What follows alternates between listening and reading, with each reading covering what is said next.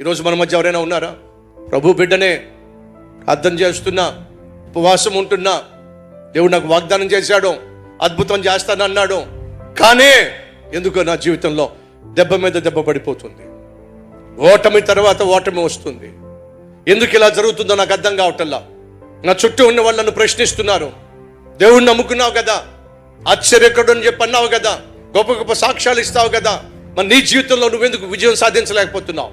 నీ జీవితంలో ఎందుకు నీ కుటుంబం కట్టబడటలేదు? నీ జీవితంలో ఎందుకు నువ్వు లాభాన్ని సంపాదించలేకపోతున్నావు? నీ జీవితంలో నీకు ఎందుకు ప్రమోషన్ రాలేదు? నీ జీవితంలో ఎందుకు నీకు గర్భఫలం రాలేదు? ప్రశ్నించేవాళ్ళు, విసిగించేవాళ్ళు, విమర్శించేవాళ్ళు, వేధించేవాళ్ళు చుట్టూ తిరుగుతూ ఉంటారు. ఒకవేళ అటువంటి పరిస్థితి గుండా వెళ్తున్నట్లయితే వినో, కొన్ని సందర్భాల్లో నువ్వు దేవుని చిత్తం చేసినప్పటికీ వెంటనే విజయం రాదు. అన్నంత మాత్రాన విజయం రాకుండా మాత్రం ఉండే ప్రసక్తి లేదు. ఖచ్చితంగా విజయం వస్తుంది.